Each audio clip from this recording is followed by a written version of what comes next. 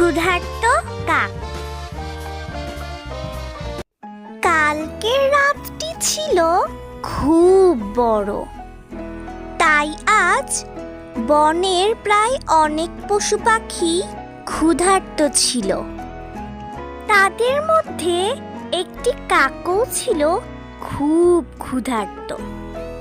তবে তার ভাগ্য আজ এতই খারাপ ছিল যে সে এতক্ষণ খোঁজার পরও একটি খাবারের দানাও খুঁজে পেল না।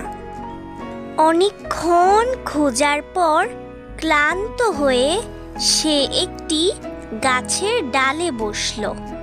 সে রাগের মাথায় বলতে লাগলো, ইচ্ছা করছে একটি আস্ত হাতি খেয়ে ফেলি, এত ক্ষুধা পেয়েছে আমার, কিন্তু খেতে তো আর পারবো না, আর খাবারও তো খুঁজতেই হবে, খাবার তো আর হেঁটে হেঁটে আমার কাছে চলে আসবে না, আর সকাল থেকে এখন পর্যন্ত একটি খাবারের দানাও পেটে যায়নি, আবার আজকে অনেক গরমও পড়েছে, গরমে তো আমি সিদ্ধই হয়ে যাচ্ছি, আজকের দিনটাই খুব খারাপ, যাই খাবার খুঁজতে যাই।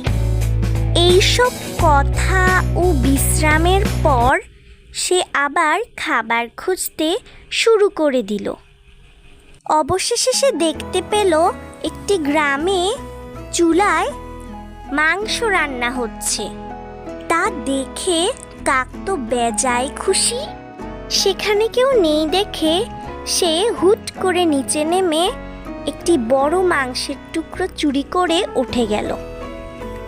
তারপর গাছের একটি ডালে বসল।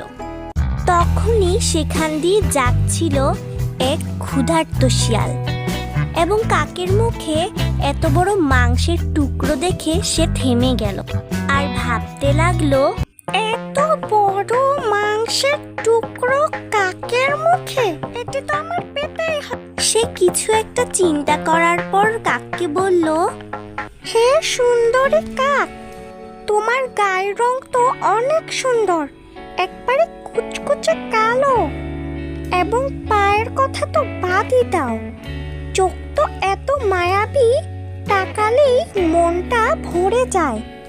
তুমি এত সুন্দর, তোমার গলার স্বর হয়তো খুব সুন্দর, অনুগ্রহ করে তুমি কি আমায় একটি গান শোনাবে?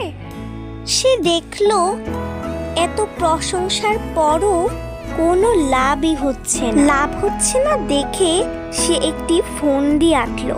এতে বলল, কাক হয়তো গানই গাইতে পারে না, তাই জন্যই তো সে কোনো গানই গাচ্ছে না।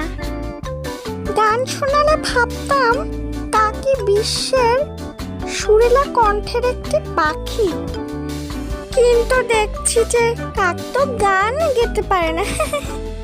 যদি গানই না গাইতে পারে, তাহলে কি সৌন্দর্যের কোনো দাম থাকলো? হয়তো এতে কোনো কাজ হতে পারে। এত কিছু বলার পর কাক ভাবতে লাগলো, হয়তো সে জানে না যে আমি খুব সুন্দর করে গান গাইতে পারি, তাকে গান গেয়ে এক্ষুনি দেখিয়ে দিচ্ছি। এই বলার পর কাক খুব জোরে জোরে মনের সুখে গান গেতে লাগলো। ও না, আমার খাবার! শিয়াল মাংসের টুকরোটি পেয়ে সেখান থেকে পালিয়ে গেল। বন্ধুরা, সবসময় মনে রাখবে, দুষ্ট লোকের মিষ্টি কথায় বিশ্বাস করতে নেই, আর বিশ্বাস করলে তোমাদেরই ক্ষতি। আর যদি আরও সুন্দর সুন্দর গল্প দেখতে চাও, তাহলে সাবস্ক্রাইব করে দাও।